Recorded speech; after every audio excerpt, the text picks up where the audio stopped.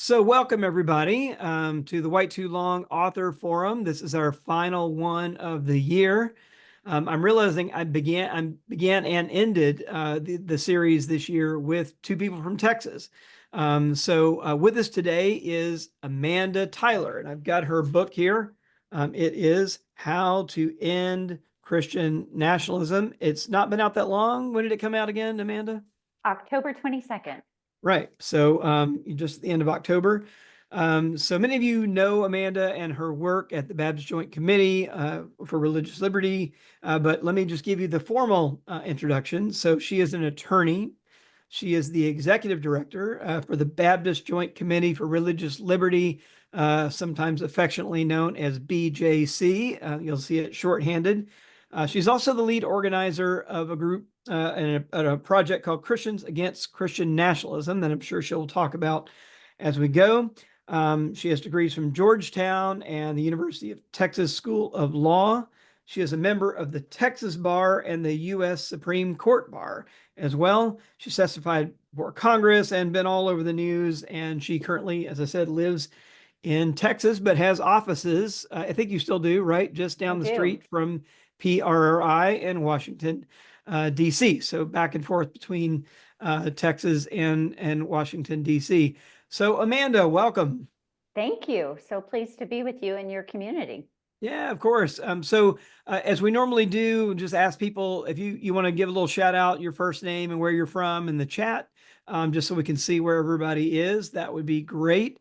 And as a reminder, everyone, we will have video of this recorded and up on my Substack newsletter tomorrow. So this is the live session here. We will be taking questions about 30 minutes in. So if you want to go ahead and throw any questions over in the Q&A slot, we will get to those after we have a little chance to walk through the book and see what it's about. So why don't we just hop in, Amanda?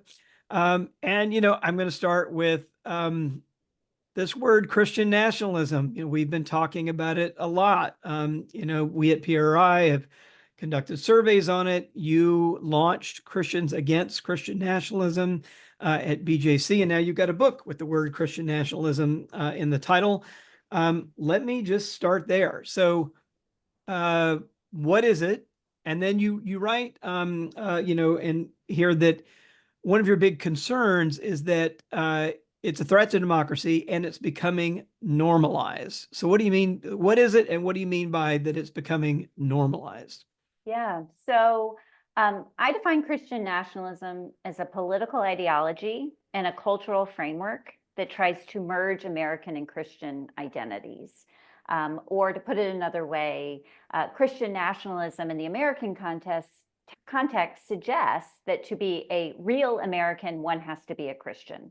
And not just any kind of Christian, but a Christian who holds certain fundamentalist religious beliefs that are in line with conservative political priorities. Now, I want to be clear that just to hold conservative political beliefs does not make one someone who is embracing Christian nationalism, but rather it is this idea, this merger of the identities into one. And I think it is a new term for a very old problem. It's a subset of a kind of religious nationalism, an ideology that tries to merge any kind of religious and national identities into one. And in that way, religious nationalism has been a recurrent problem throughout history and around the world today.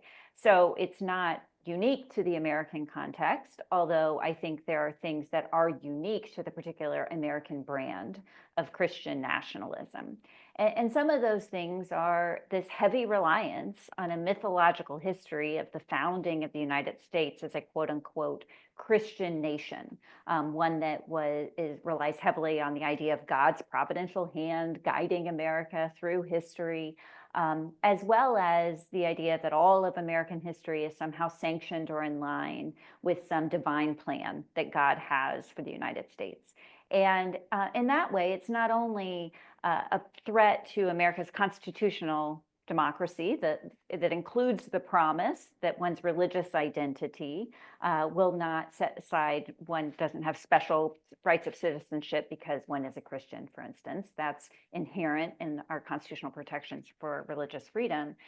But also it is a form of idolatry that distorts the teachings of Jesus. It suggests that that God loves America best, that God blesses America, that there's a certain favor for America above other nations. And that contradicts, for instance, John's gospel, that God so loved the world. It doesn't say for God so loved the United States. But Christian nationalism really threatens those ideas of a universal love of God, but also the constitutional promises that one's belonging in American society should never depend on one's religion or how one worships or what one believes. Great. No, that's really useful. I mean, I was struck, tracing this back in my own, last book, that there's a version of this that comes even before the Republic, right? Is this Absolutely. assertion, that yes, that this is a kind of promised land for European Christians, right? So there's a white component to it, a European component, and a Christian component, and that those groups of people who can fit that classification have this privileged status, right? And it's a divinely ordained, privileged status. And I think to me too, the main thing, and you mentioned this, that the main thing it undermines directly is pluralism, right? This, this kind of protection of religious pluralism, ethnic pluralism in the country. That's the thing that it often takes a target at. So I want to ask you a question about Baptist. The Baptist, so your organization is the Baptist Joint Committee for Religious Liberty.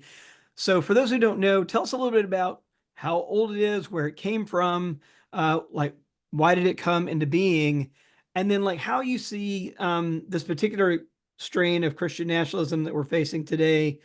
How is it continuous with and maybe a little bit different from some of the earlier things that BJC faced in its early days? Yeah, I appreciate the question and a chance to talk about some of the best of what it means to be Baptist, because I think there's a lot out there that shows some of the problems of the Baptist movement, as with all kinds of religious movements. So BJC, our history dates back to 1936.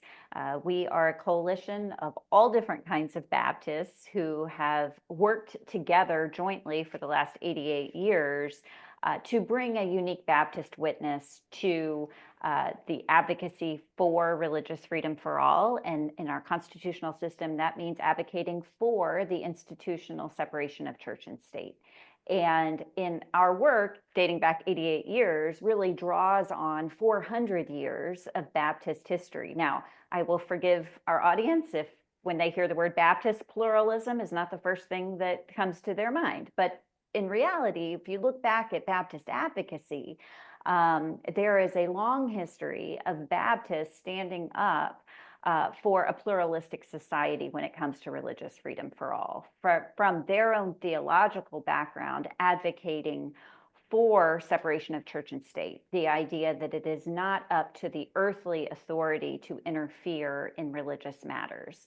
And that requires that whoever the ruler is, whether it was King James in England, who one of the co-founders of the Baptist movement advocated to, or whether it was the Massachusetts Bay Colony that Roger Williams was banished from, or whether it was James Madison, who Virginia Baptist John Leland advocated to for this First Amendment and protections that are inherent there, that Baptists have been advocating not just for themselves, but for people of all faith traditions and people who don't claim a faith tradition at all.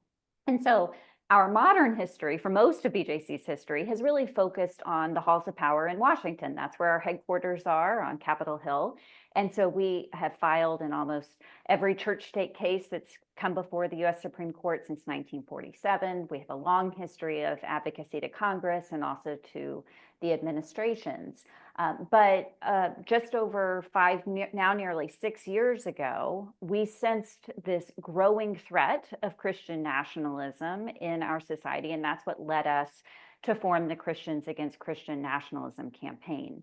And we did so out of years of advocacy around what it means to really protect religious freedom for all, for understanding that this ideology of Christian nationalism has undercut the constitutional promises of religious freedom and separation of church and state from the very beginning, from before the beginning, as you have so rightly written about, and how white supremacy is so wrapped up in this idea of Christian privilege and Christian nationalism as well.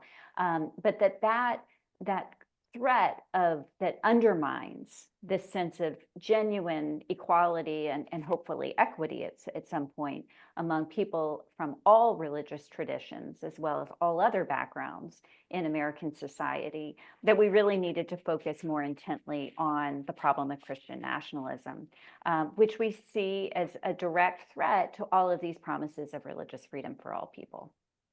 Yeah, so I know this is a complex question, but as you know, I mean, I grew up Southern Baptist, and I remember even as a kid that religious liberty, I grew up in as a kind of younger kid in the 70s, that was still on the agenda for Southern Baptist in the early 70s. So before we get, I'm going to get, I definitely get other things here, but I do want to I can't resist because we share this background, what the hell happened to Southern Baptists, man, on religious liberty, and how did we go from an organization that supported, if I'm right, supported BJC, right, as a denomination, to one that's often on the opposite side now of these Right. issues. Right. Yeah. So the Southern Baptist Convention was one of the three major Baptist conventions that helped found BJC back in the 1930s, but ended their formal support of BJC in the early 1990s. And so something did fundamentally happen to how that convention's leadership understands religious liberty and their role in protecting it. And I think can't answer for all of that, but I think that it really comes down to power, in a sense that access to power and how, one thing about Baptists is we started out as a persecuted minority, and it was from that minority status that some of this advocacy for freedom came from. But of course, now Southern Baptist Convention is the largest Protestant denomination in the United States. You know this from all of the studies that you've done. And with that prominence comes a sense of power and a sense of wanting to be close to power. And the problem with that from a religious freedom aspect is if we're trying to use power to propagate our religion, to support it, that impedes religious freedom, not just for the people who aren't in power, but for our religious freedom as well. Because anytime the government gets its hands on religious freedom, I believe it corrupts the central message of that faith.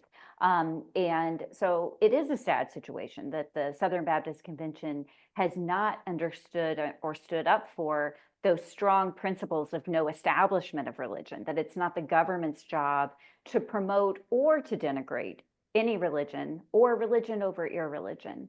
And I think it is because of their abandonment of many of those no establishment principles that they came to see their position on religious freedom at odds with the position of BJC.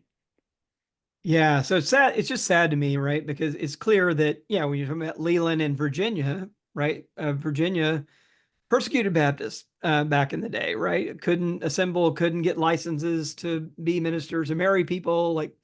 And of course, when we find ourselves on that end of the dynamic, we're all for religious liberty and disestablishment. And then once we become the establishment, well, really it was just about access for us, Yeah. and not so much about the principle. And so, yeah, I salute you for holding up all that. So for those of you who joined us a little bit late, we are talking with Amanda Tyler about her new book, How to End Christian Nationalism. If you haven't already, I invite you to put your first name and and a little shout out from where you're from in the chat. And then we are going to take questions in about 15 more minutes. So if you have a question, go ahead and put that in the Q&A, and we can get to that in a minute.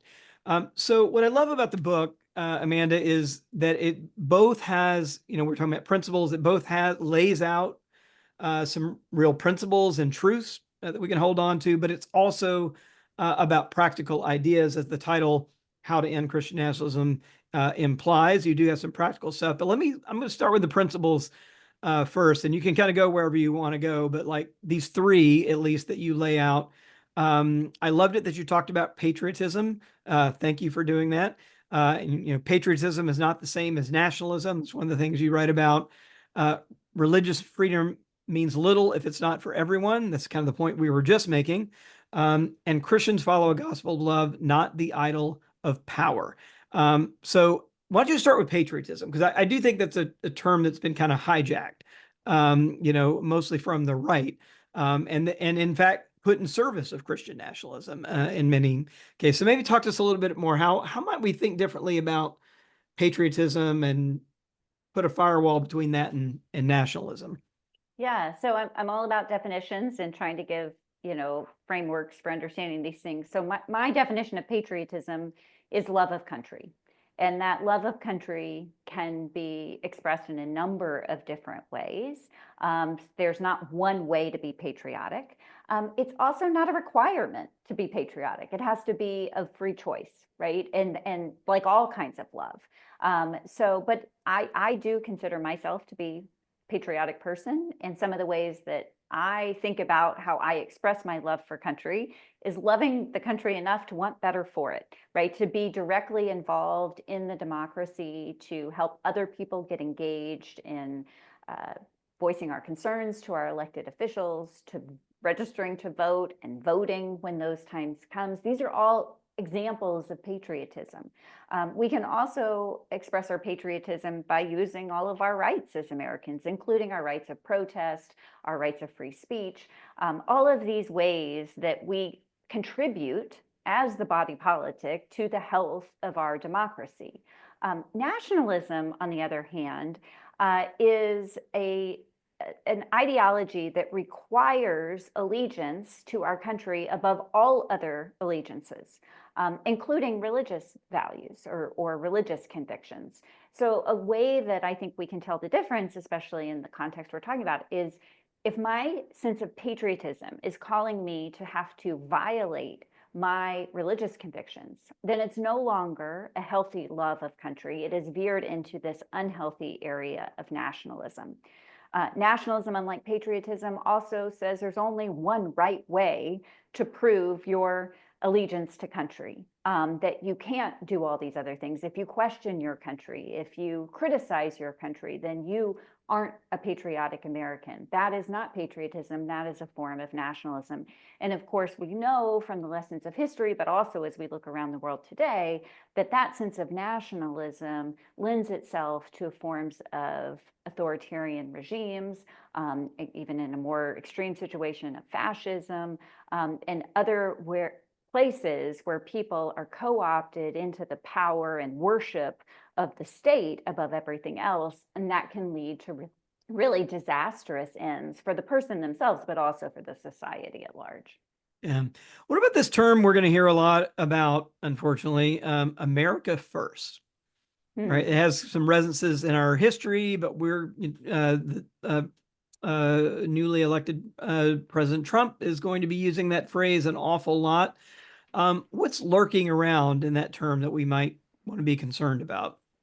Yeah, I think there's this sense of that we are loyal to our country above everything else, including our sense of thinking about the shared humanity of people around the globe who have different national identities than we do.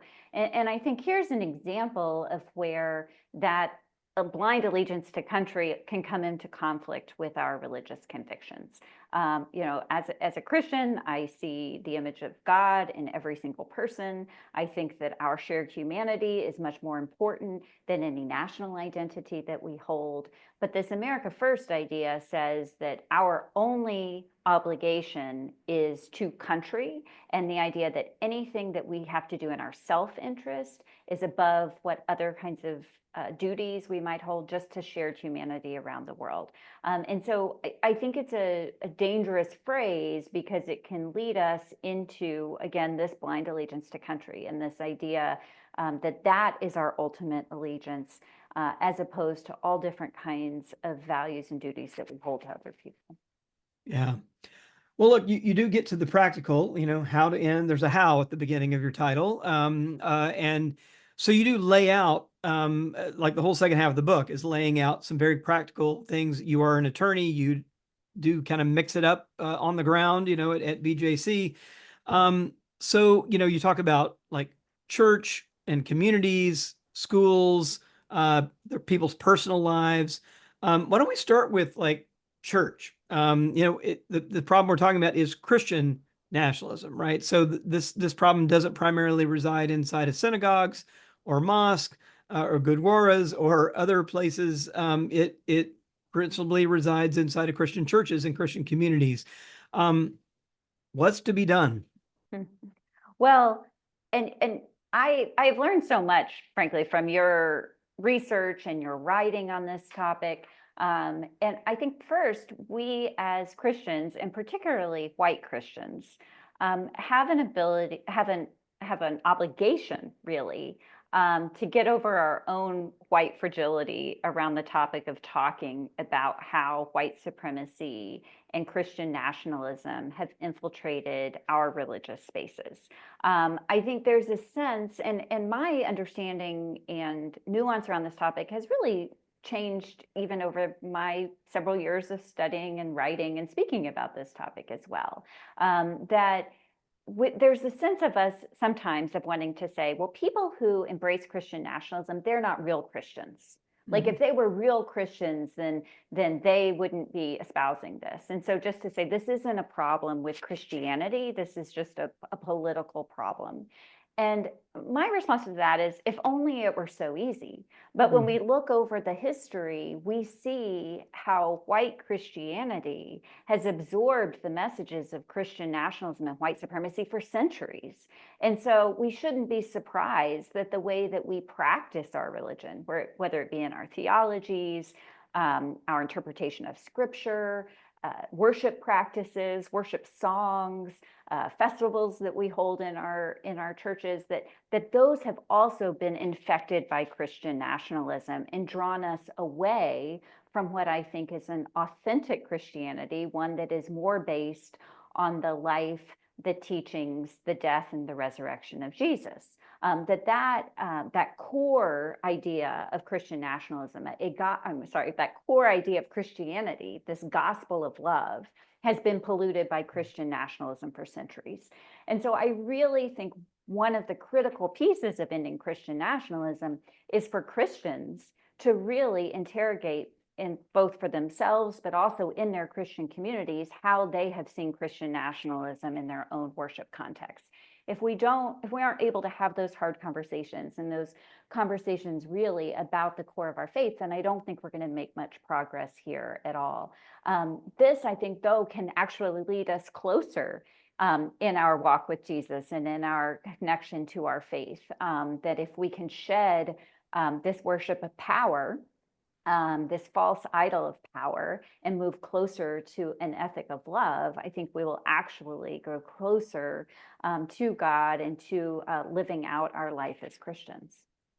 I want to go back to one thing you said, because I do think there is this mythology out there that this is people who are Christian nationalists are like Christian in name only.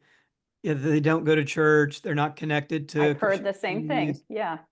And it is like this zombie kind of theory that's like floating around without really any data. And I've been doing my best to kind of kill it off because the data just doesn't support it. I wrote a piece a year ago, even before we got into the election cycle, called "The Call is Coming from Inside the House."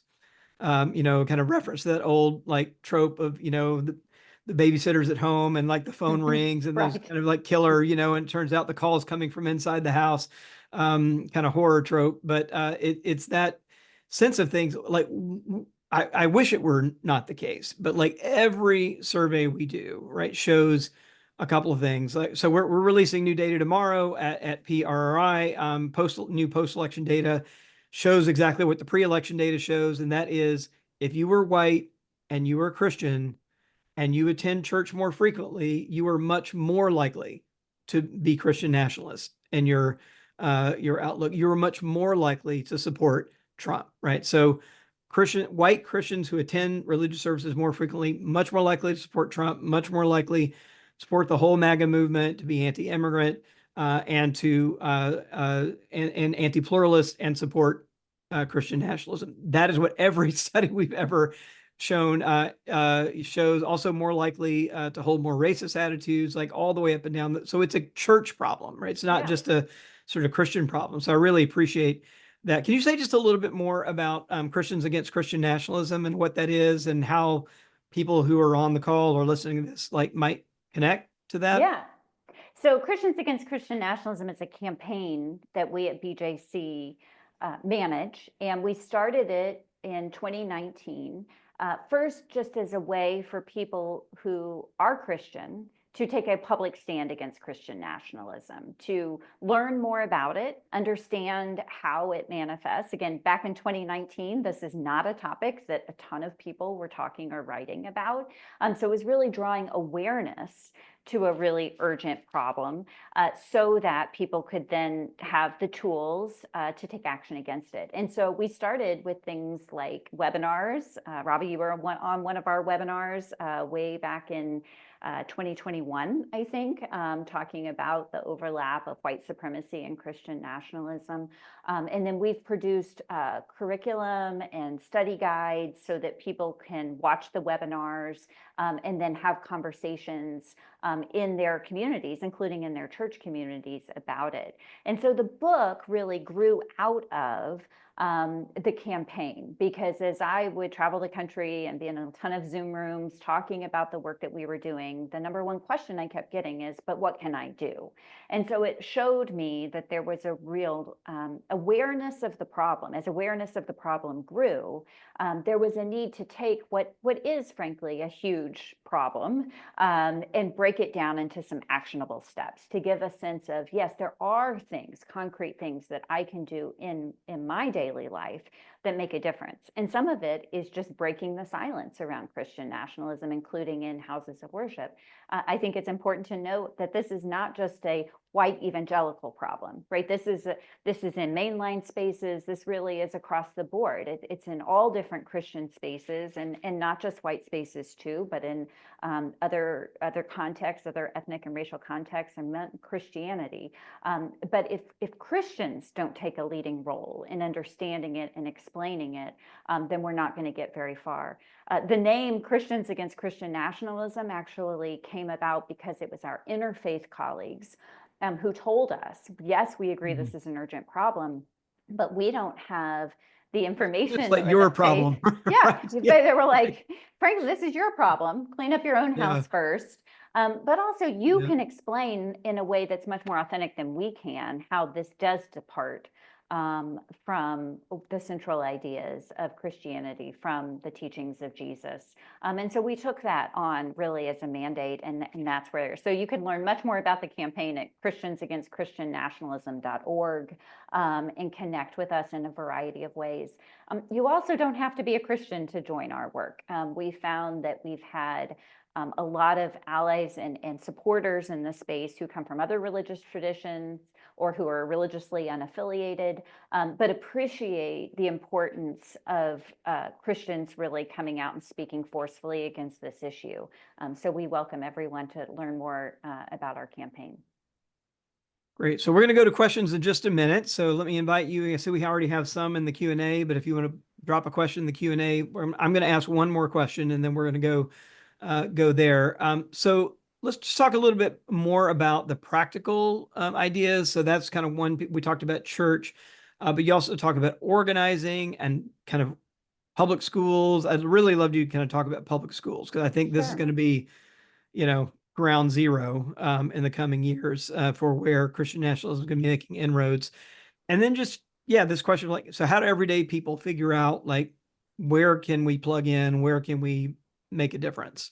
Yeah. Well, part of your initial question that I'm realizing now I never got back to is this, the idea that Christian nationalism is getting normalized, that we're hearing as interest around the term or awareness of the term. We are unfortunately seeing some people actually attach themselves to that Yeah. term. Yeah. That the envelope is being pushed farther and farther so that we're forgetting some of these foundational values. We're seeing that also with more extreme views coming both in Congress, but also in the U.S. Supreme Court that have changed some of the rules of the game. But what I think is so important to push back against that is that we normalize speaking out against Christian nationalism, that we understand, your research has showed that about 70% of the American public is moving away from it, is either resisting or rejecting Yeah. it. It's about more than 2 to 1. Yeah. Against And it. Yeah.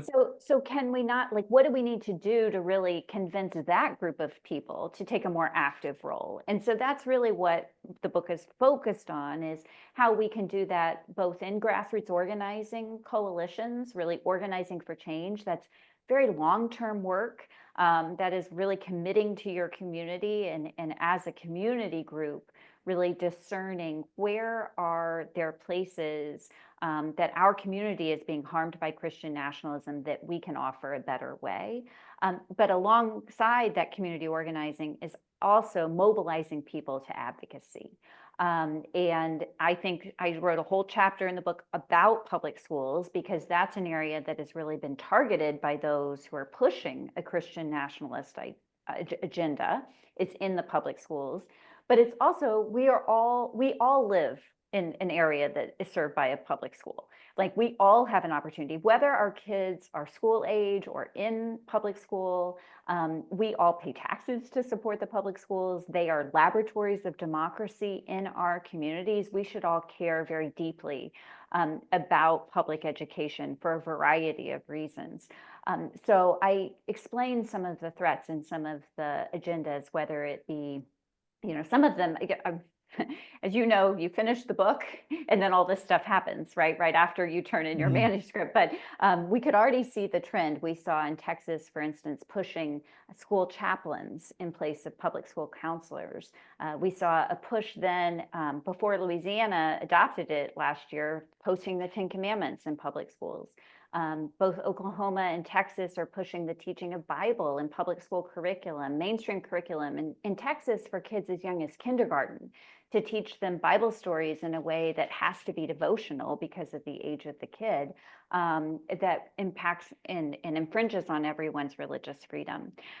So I think once we have information about how there are constitutional ways to teach about religion, then we can be good advocates when things cross the line, when we really are seeing instead a form of government-sponsored Christianity that infringes on everyone's rights. And so I give some examples of people I think who are doing a particularly effective job of speaking against it. One of them is a state legislator here in Texas named James Tallarico, who has been a really outspoken advocate on these issues, and also talk about, here are some ways that you could go to your school board to lobby your state legislature, but to really say this is something that every person can do and can help support our overall work. And I'll say the work is being done alongside actual work on the ground that I'm engaged in here in Texas around an organizing project that has also been deeply involved in advocacy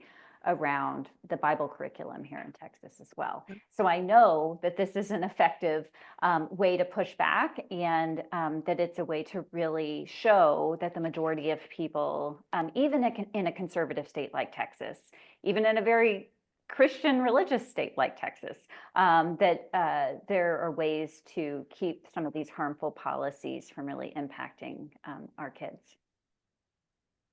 Great. So we had a couple of questions about places of worship, from John, also from Kim.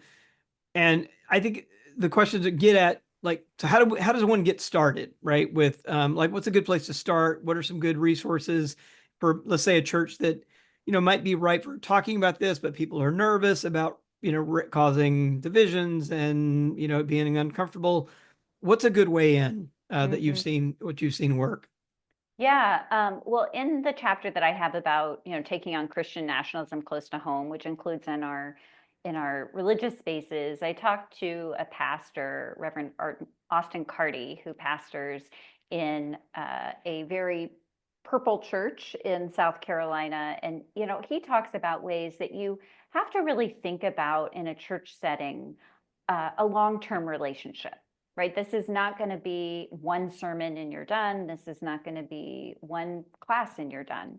But ways that you really can have and lead a congregation in ways that are able to have sometimes difficult conversations, but without losing the relationship in the process. So there are some practical tips there, but also I'd say, and coming from a Baptist tradition, has a very strong lay leader tradition. I think there are ways for people in the pews to do a lot of leading here, that you can have a conversation with your pastor about, preaching more on this issue. I've talked to some people who say they've tried that, and the pastor is frankly scared of alienating their congregation, Yeah. of causing divisions. I understand how that could be the case. So are there ways to have more support within the congregation by looking for a particular Sunday school class or an optional study group that could certainly study how to end Christian nationalism, but in the index or in the back, I also have a whole list of resources of other books that they might think about as studying. But I think we have to really think about it as a long term, and this is not going to happen in one conversation or even one book study. Yep. One quick question from Jim here, just it won't take very long, and I'll get to another one quickly. But Jim's noticing that Simone Campbell and Mary Novak have endorsed the campaign, and just asking a question about what it looks like in Catholic space, and whether other Catholic leaders have been approached. Yeah, not being an expert on kind of Catholic practice, I do think that if you look at the signers, so one piece I didn't talk about the campaign is that it started out as a place for individuals to sign on as a Christian against Christian nationalism. And we did an early analysis of the list, and we counted over 6 dozen different Christian affiliations that were represented in the signers. So enormous diversity, and a large number of Catholics included in that group. And so I think we have some endorsers of the project, and yes, Sister Simone and Mary Novak are 2 of the people on there. We did that in order so that people going to the campaign could say, who's behind this, when we first launched. But we've always focused more on people on the ground as opposed to looking for high profile Catholic leaders. But the principles of the campaign are not specific to any one expression or denomination of Christianity, but rather general principles that we think can unite a broad diversity of Christians to oppose Christian nationalism. Great. So we have a question from Kim. Given the separation of church and state, how might Christians contend with issues surrounding like sexuality issues, like LGBTQ plus and abortion? How do those things connect with, Christian nationalism, what we're talking about? Yeah. One question that's kind of related to that sometimes comes up is, how do we advocate from our Christian values without insisting that our particular interpretation or understanding of Scripture, especially when it comes to human sexuality, be reflected in law and policy, right? So I understand and respect that a number of different people, including a number of different Christians, come out differently on issues of human sexuality and understanding that. That doesn't mean that we have a right for our views to be reflected in law and policy. And because of legal protections in the law that have developed over many, many decades, we as a country have moved in the direction of equality for all people, regardless of gender identity and sexual orientation, right? That has been the direction that we have moved as a country, because of the influence of Christian nationalism, as well as other factors. We are seeing attacks on those basic principles of equality in the states at the local level, and yes, at the national level too. And so I think it is incumbent on all Christians, and especially Christians who are defending the rights of equality, to be more actively engaged in the public square when it comes to this. So separation of church and state does not mean separation of religious people from public dialogue, does not mean separation of religious ideas from public debate. But where it crosses the line is this idea that our religious values must be reflected in law and policy.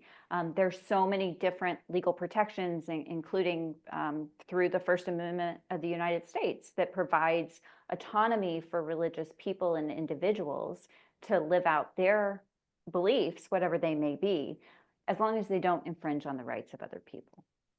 Great, thanks. So we got a question here from David, and it's David Hollinger. Here, I'm wondering what Amanda and I think, and me think about substituting the term Christian supremacy for Christian nationalism. And he says some of us have been pushing this, but folks seem to decide on nationalism rather than supremacy. It seems that supremacy is a stronger term and identifies the core of the problem. And while I have him here, give a shout out to his book, Christianity's American Fate, which I'd recommend, How Religion Became More Conservative and Society More Secular. But I don't know. What do you think about that, Amanda? Christian supremacy versus Christian nationalism?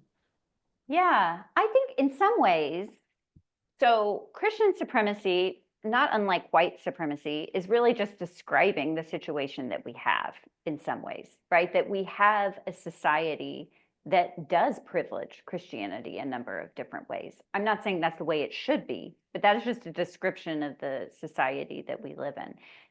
If we attach ourselves to that idea, that's a different issue. But there is a sense that because of the way the country, I think, has developed over centuries, that's just in some ways an accurate description of how we're all set up, right? That's why Christmas Day is a federal holiday, but it just so happens as we were coming on, the first night of Hanukkah is the same as Christmas. The first night of Hanukkah is not usually a federal holiday. There are all sorts of ways that our society is set up that privileges people who practice Christianity over others. And I think Christian nationalism is more this idea that those things are one and the same. So I think they're related, but I think that Christian supremacy, I think if we used that term, we wouldn't be able to get quite at the same level of introspection. It would just be kind of describing the society that we have in many ways. Well, I'll jump in, and David, thanks for all your work. So yeah, and this term has kind of just coalesced like over the last 5, 6, 7 years, through the work of, I think part of it is in the social sciences. It's gotten picked up through the work of Sam Perry and Andrew Whitehead, Bill Gorski and others. And then at PRI, we've kind of built on that work as well. I think I prefer the nationalism term just because it does kind of get it gets you both the kind of religious and the political in a same phrase, in a way that Christian supremacy may sound more theological to me, and maybe cultural, but not as much political. So I get my take on it is maybe just a little more practical, that just as a term, a one-off term, that it pulls in both the religious and the political at the same time. I don't disagree that at the heart of it is the supremacy, piece of it. Right. And then I think also that sometimes we talk about its intersection with race, white supremacy and Christian supremacy. It's all right and a true and accurate way to describe it. But I do think sometimes saying white supremacy and Christian nationalism is a little bit of a broader way of kind of thinking about it. Again, that kind of brings a political into it a little more explicitly. And then nationalism has its own, its own historical uses as well. So I even though I don't disagree that supremacy, and by the flip side, right, what we said at the beginning, that at the heart of it, it's a denial of real pluralism and real religious liberty for everyone. That's on the negative side of it. So supremacy is absolutely correct. I think for me, the political part of it is is helpful to kind of get it in. So I'm going to ask you another practical question here. This is we're heading into, or we're in the middle of, between Thanksgiving and Hanukkah and Kwanzaa and Christmas, New Year's. We're all going to be around family and often in mixed political company. So Kurt asks, how do we even begin the conversations with people who say believe Barton's view of history? And I should say too that David Barton, who's this kind of pseudo self-proclaimed historian who's got this like completely fabricated view of the country's founding as a Christian nation, complete with fabricated quotes and from attributed to the founders and all that, but has a wide following in the kind of white evangelical world in particular. And I will say that even in DC, I saw the other day a Metro bus with a David Barton ad on the side of it right here in DC. So it's not fringe or inconsequential. So I think, so for people who are kind of sucked into that, have you found ways of kind of beginning a conversation that might not just kind of run immediately into a wall? Yeah, so I'll talk generally and then I'll talk specifically to the Barton issue because it's a major issue and you see his ideas kind of popping up in a lot of different places. In this part of the book, I rely some on Dr. Pamela Cooper White, who's written a book on the psychology of Christian nationalism and has done some public speeches about this exact question. How do you talk to your family and friends about this? And she talks about, asking ourselves, am I the right person to have this conversation? Is this the right time to have this conversation? And those answering those questions for ourselves can help make sure that we're not, kind of getting ourselves into a corner here. So, she says like the Thanksgiving or holiday table is probably not the right time. You might be the right person, but let's raise it in a time where you can have a good conversation about it. And then the approach is really in certain situations just to have a genuine sense of curiosity about how someone is thinking about something, not to go into the conversation trying to change someone's mind. Now, I will speak to the Barton issue in particular, because if someone is just spouting just false history or false facts, then a little bit of kind of just reasoning with someone can help in those situations. So Barton's history, in quotes, is very cherry picked. So it's really history by anecdote, that he uses quotes and sometimes even fabricated quotes. He really relies on the religious biographies of certain founders to try to tell this story that the founders were really about setting up a Christian nation, one that would perpetuate Christian values, or in a 20th century revision, Judeo-Christian values. This idea that, which is a whole nother thing, by the way, Judeo-Christian, which is really another form of Christian supremacy and really is an insult to Judaism as an independent religion and one that is not just a modifier of another. So I think it is most effective, and I do write about this, to look more at the constitutional history as a whole. The idea that the founders, some of them were pushing for a Christian nation, but those people were rejected at the founding, that the other side won. The side that won at the Constitutional Convention and in the subsequent meetings when the Bill of Rights was adopted, the subsequent, the whole history actually was to say that we would not have a state religion, and beyond, not just not have a state religion, but government would be secular. The government would be neutral when it comes to religion. And I think the single best argument or thing to point to in that kind of conversation is the text of the U.S. Constitution itself, right? There's no mention of God. There's no mention of Christianity in the U.S. Constitution. And the only reference to religion is to prohibit religious tests for public office. And so I say, look, the founders were really brilliant people. If they were really trying to set up a Christian nation, this is about the most ineffective way they possibly could have done it, to bar religious tests for public office from the very beginning. And I find that just to kind of ask people to engage directly with the constitutional text itself, and and not to get sucked into this, because you can, trust me, you could meet anecdote for anecdote, quote for quote, but what about with all the founders? You could do that, but you're not going to get very far in that kind of conversation. I think it's better to take a full view of the constitutional history, and to take, back to our other point, to take a sense of patriotic pride in that. This idea that the separation of church and state in many ways is an American original, and that there's something really beautiful about the Constitution and its design in that aspect. There are lots of other pieces of the Constitution that are really horrific, but in that aspect, it's something that the founders really got right, and that's something that we should be working to preserve and not tear down.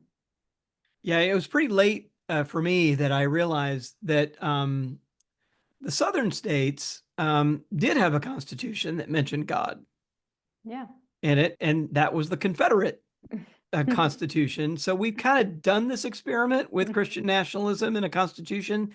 It did not go well, right? And it was hand in hand with white supremacy. So it was Christian supremacy, white supremacy built into the Confederate Constitution, right? Yeah.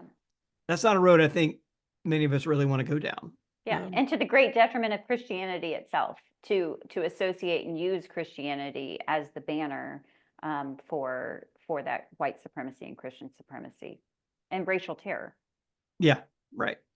There's a question from Thomas that's kind of along these lines. It says, historically, Christianity seems to particularly lend itself to abusing, oppressing, colonizing, demonstrating violence toward others. In your opinions, is there a reason for that?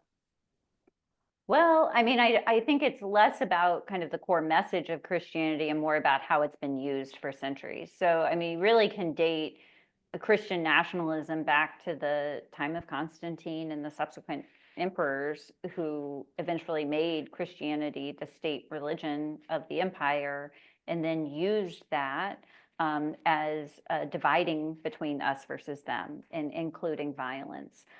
So I think, having studied the Bible and being in Christian communities, that there's very little evidence or textual support for that kind of violent conquest anywhere in the Christian scriptures, right? That yes, there's violence in the Bible, but when you look at the core message of Jesus in the Christian scriptures, that it is nonviolent.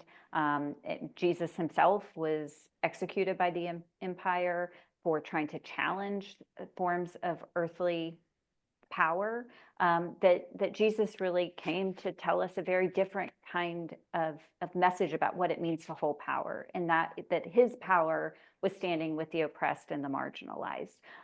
So I think it's less about what Jesus stood for, but rather how power has seized this religion and used it in service of its violent means. And so I think that happens anytime someone in power tries to use religion to justify its acts of aggression and violence. And so we can talk about other religious traditions that have been co-opted and misused in those ways. But Christianity has certainly been a perpetrator, and Christian empires have been a perpetrator of that for centuries. Yeah, the only thing I'll add quickly to that is that, I'll give the kind of the sociological, answer is that, we've got a 2,000-year-old tradition that's multivalent, right? Yeah. And it has, if you want to find violence and Christendom and hierarchy and power, there are places you can go in the Christian tradition to find that, right? You can go, like you said, you can go to the Crusades, you can go, back to Constantine. There is that path, right? That real Christians, real Jesus followers have carved out, right? And then there is another path, right? That is, the abolitionists and the people on the side of civil rights in our kind of more recent history. But both those things are there, and I think that in some ways the question for us is which version of which Christianity is going to win the day, right? Yeah. And that's really the question for every generation, right? That gets asked that question. It is what Christianity is in the world is up to us at Right. the end of the day. Those of us who call ourselves Christian, like we determine what Christianity is in the world in a real sense today. And I think that's really a big way, part of what we're talking about, here today is kind of being a part of the Christianity that we want to see in the world over against one that really is about power and hierarchy and, kind of against pluralism and equality. And we're going to have a real argument about that. I think we're seeing it, right on the surface that in the next coming years. Well, look, we're almost at time, so let me kind of spin it back around to you, Amanda, and just is there anything you want to leave us with? When you write a book, you're always thinking about what you want it to do in the world. So here it is again. It is How to End Christian Nationalism by Amanda Tyler, just out at the end of October. What do you want to leave us with from the book? Yeah. Well, I wrote the book not only so that it would be read, but that it would be acted on, that it would really be something that would propel people into helping answer that question of how to end Christian nationalism. I say at the end, you're going to find out that you're not going to end Christian nationalism by reading a book, even this one, but actually getting engaged more actively in the life of your community. And so as I went on book tour this fall, every place that I went, we would have a local call to action. We were trying to connect people in that community to ongoing work that would happen, and give everybody a place to plug in. I saw in the chat there was a question about an active group in Virginia. I'll say not yet, but if you want to start one, reach out to us. Because we have staff who are mentoring and resourcing people all over the country who are interested in getting more engaged. So I hope people will not just check out the book, read the book, gift the book, but also ask themselves, what can I do? And so much of what we're living through right now, we feel overwhelmed by the national situation. But there's a real sense of agency and of things that we can do and relationships that we can build that are happening around us every day. And so just a message of encouragement, not to be overwhelmed by everything that's happening and will happen on a national level, but to channel that into action that you're taking in your local community at the state and local level. No, amen to that. We're all going to have to resist the temptation to doom scroll, Right. the kind of torrent of things coming at the national level, right? But the more we do that, the less we can actually get done, I think, at the local level. And I think that was one of the lessons from my book, too, is that what I saw people doing at the local level in Mississippi, in Minnesota, in Oklahoma, again, these are not bastions of liberalism, right? But actual work getting done to kind of repair the damage, shore up the democratic guardrails. Like that's real work we can all do, whether it's public schools, local communities, et cetera. And we're going to all need to put our shoulders to the wheel. So, all right. Well, thank you all. I know we didn't get to all the questions, but we had some really great ones today. So encourage you all to, again, read, buy, gift Amanda's book, How to End Christian Nationalism. And you can find her work at the Baptist Joint Committee for Religious Liberty, bjc.com. Is that right? bjconline.org. Sorry. Yes. Yeah. Online.org. Yes. And then Christians Against Christian Nationalism.org as well. That's right. Yep. All right. Thanks you all. We'll see you next time.